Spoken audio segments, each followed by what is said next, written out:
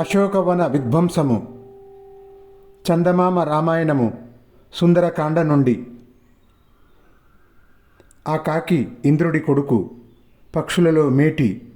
అది పర్వతాలలో ఉండేది, వాయువేగం కలిగినది. బ్రహ్మాస్త్రము వెంటపడగా ఆ కాకి 3 లోకాలు తిరిగింది.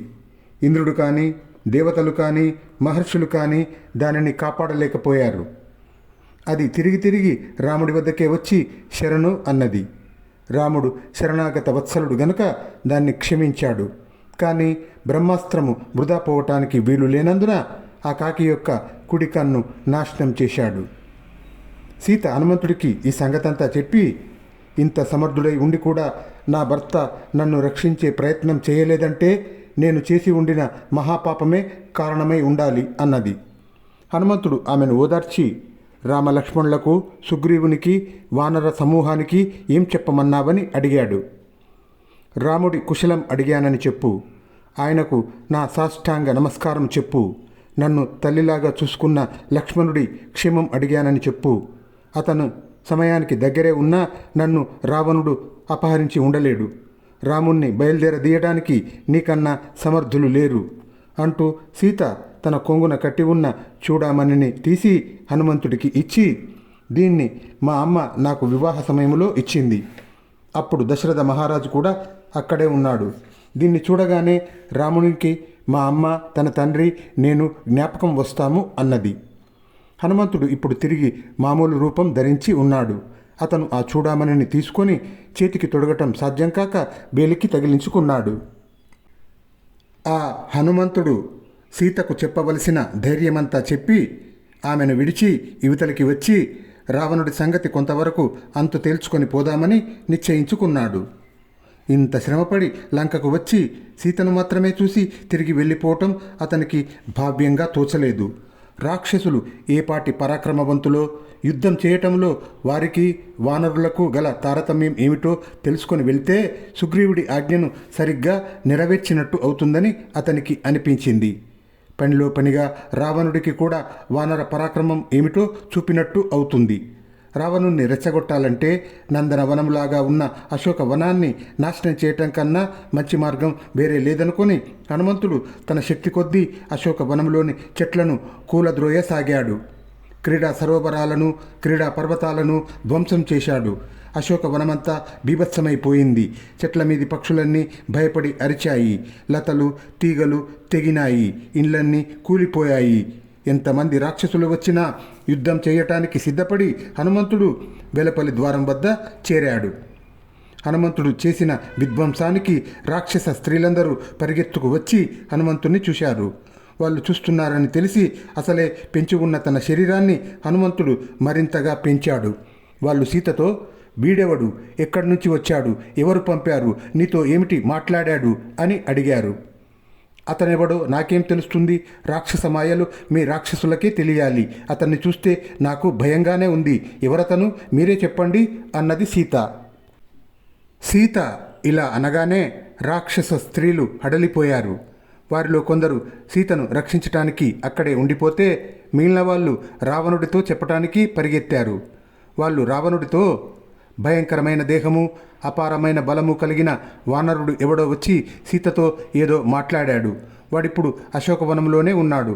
వాడు ఎవడని అడిగితే సీత చెప్పటం లేదు. ఎవరు పంపగా వచ్చాడో కానీ ఆ వానరుడు అంతఃపుర వనమంతా నాశనం చేశాడు. ఒక్క ప్రదేశమైనా వదిలిపెట్టలేదు. సీత కూర్చునే చెట్టు మాత్రం విరవలేదు. సీత ఒక శింషుపా వృక్షం కిందికి వెళ్ళింది. దాన్ని కూడా వాడు విరవలేదు. అశోకవనం విధ్వంసం చేశాడు కనుక, నీవు తెచ్చిన సీతతో మాట్లాడాడు కనుక 2 విధాల వాడు చంపదగిన వాడే అని అన్నారు. రావణుడు ఈ మాటలు విని ఆగ్రహావేశము చెంది హనుమంతుని పట్టుకోమని తనంత పరాక్రమం కలిగిన 80,000 మంది రాక్షసులను, కింకర్లు అనే పేరుగల వాళ్లను ఆజ్ఞాపించాడు. వారు వివిధ ఆయుధాలతో బయలుదేరి వెళ్ళి అశోకవన ద్వారం వద్ద ఉన్న హనుమంతుడిపైకి విజృంభించారు. వారు తనను చుట్టుముట్టగానే హనుమంతుడు తన తోకను నేలకేసి కొట్టి గట్టిగా అరిచాడు. ఆ ధ్వనికి అతను భుజాలు చరుచుకున్న చప్పుడుకి లంక అంతా మారు మ్రోగింది. జయం రామలక్ష్మణులది, వానర రాజైన సుగ్రీవుడిది. నేను రాముడికి దాసుణ్ణి. నా పేరు హనుమంతుడు. శత్రు హంతకుణ్ణి. 1000 మంది రావణులు నాకు యుద్ధంలో సాటిరారు. ఈ రాక్షసులంతా చూస్తూ ఉండగానే ఈ లంకా నగరాన్ని నాశనం చేసి సీతకు నమస్కరించి రాముడి వద్దకు తిరిగిపోతాను అని హనుమంతుడు గట్టిగా అరిచాడు. ఎర్రగా పర్వతాకారుడై కనిపించే హనుమంతుణ్ణి, అతని అరుపు చూసి రాక్షసులు భయపడ్డారు. గాని రాజాజ్ఞ తప్పదు గనక రాక్షసులు అతనిపైన తమ ఆయుధాలను ప్రయోగించారు. హనుమంతుడు ద్వారం వద్దనే ఉన్న పెద్ద పరిగెను చేత పట్టుకొని దానితో రాక్షసులను చావమోదాడు. ఇలా కింకరులు అనే రాక్షసులను మట్టుబెట్టి ఇంకా యుద్ధకాంక్ష తీరక హనుమంతుడు ద్వారం వద్దనే వేచి ఉన్నాడు. ఈ లోపల పారిపోయిన రాక్షసులు కొందరు రావణుడి వద్దకు వెళ్ళి కింకరులు అందరూ హనుమంతుడి చేత చచ్చారని చెప్పారు. రావణుడు మండిపడి గుడ్లు తిప్పుతూ హనుమంతుడితో యుద్ధం చేయమని ప్రహస్తుడి కొడుకైన జంబుమాలి అనేవాణ్ణి, యుద్ధంలో ఓటమి ఎరగని మహాశూరుణ్ణి ఆజ్ఞాపించాడు. కింకరులను చంపి నిలబడి ఉన్న హనుమంతుడికి అశోకవనంలోని చైత్యం లాంటి భవనం జ్ఞాపకం వచ్చింది. దాన్ని అతను ఇంకా ధ్వంసం చేయలేదు. ఆ పని ఇప్పుడు చేద్దామని అతను ఒక్క ఎగురున ఆ చైత్య ప్రాసాదం మీదకి దూకాడు. ఆ ప్రాసాదాన్ని రక్షించేవారు 100 మంది రాక్షసులు ఆయుధాలు తీసుకొని హనుమంతుడిపైకి వచ్చారు. వారి ఆయుధాలు తగిలి హనుమంతుడు ఆగ్రహించి తన శరీరాన్ని ఇంకా పెంచాడు. అతను ఆ ప్రాసాదంలోని ఒక స్తంభాన్ని ఒక్క ఊపున పెరికి దాన్ని గిరగిర తిప్పేసరికి ఆ బడికి నిప్పు పుట్టి చైత్య ప్రాసాదమంతా తగలబడిపోయింది. హనుమంతుడు ఆ స్తంభంతోనే 100 రాక్షసులను చంపాడు. తర్వాత హనుమంతుడు గట్టిగా అరుస్తూ, నా వంటి వానరులు అనేక వేల సంఖ్యలో సీతాదేవిని వెతకటానికి సుగ్రీవుడి చేత పంపబడ్డారు. లక్షల కోట్ల వానరులతో సుగ్రీవుడు ఇక్కడికి వస్తాడు. మీరు రాముడితో వైరం పెట్టుకున్నారు. ఇక లంక ఉండదు, నాశనం అవుతుంది. మీరు ఉండరు, చస్తారు, రావణుడు ఉండడు అన్నాడు. ఎర్రని పూలమాలలు ధరించి, తలలో పూలు పెట్టుకొని, కుండలాలు ధరించి, ఇంద్రధనస్సు లాంటి విళ్ళు, అందమైన బాణాలు తీసుకొని జంబుమాలి గాడిదలు పుంచిన రథంలో వచ్చేసరికి హనుమంతుడు ద్వార తోరణం పైన కూర్చొని ఉన్నాడు.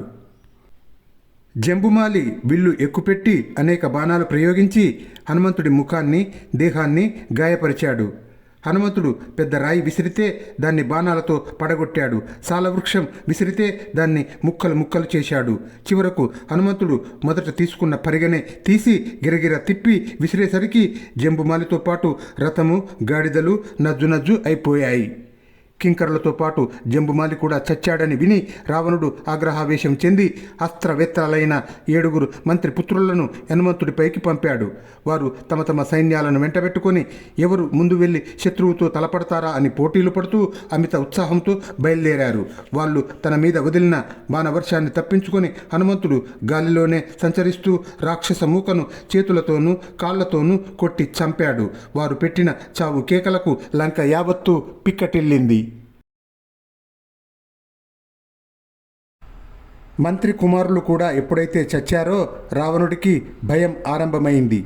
కానీ అతను దాన్ని లోపలనే అణుచుకొని విరూపాక్షుడు, యూపాక్షుడు, దుర్ధరుడు, ప్రగణుడు, బాసకర్ణుడు అనే 5 అగ్ర సేనా నాయకులను పిలిచి, సేనాధిపతులారా, మీరు చతురంగ బలాలతో వెళ్ళి ఆ వానరుణ్ణి శిక్షించండి. వాడు వానరుడుగా నాకు తోచటం లేదు.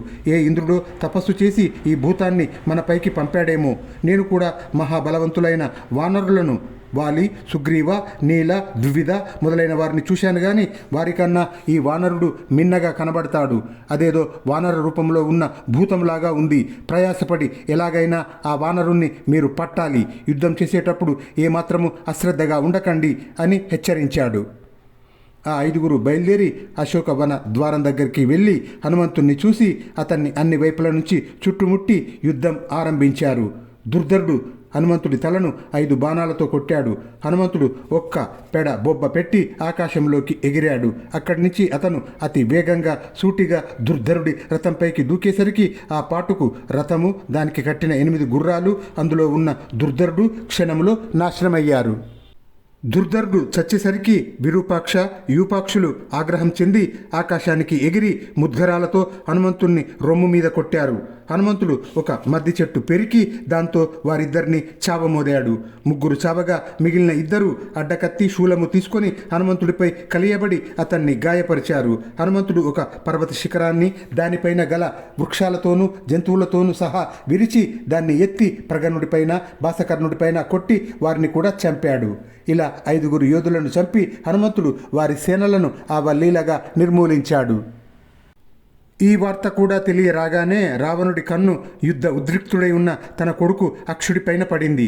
తండ్రి తనకేసి చూడటమే ఆలస్యంగా అక్షుడు చివాలున లేచి బంగారం పొదిగిన తన విల్లు తీసుకొని బంగారు అలంకరణలు కలిగిన తన గొప్ప రథము ఎక్కి హనుమంతుడిపైకి వెళ్ళాడు. ఆ రథం నిండా ఆయుధాలు ఉన్నాయి.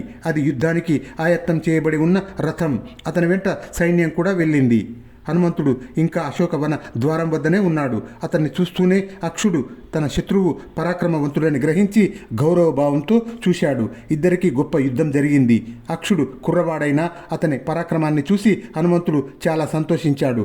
అతను అక్షుడి బాణాలకు అందకుండా తప్పుకుంటూ గాలిలో తిరుగుతూ ఈ కుర్రవాన్ని ఎలా చంపడం, అయినా వీడు ఇప్పుడే ఇంత ప్రతాపం చూపుతున్నాడే, ముందు ముందు ఇంకా ఎంత ప్రబలుడు అవుతాడో, ఇప్పుడే వీన్ని చంపటం మంచిది అనుకున్నాడు.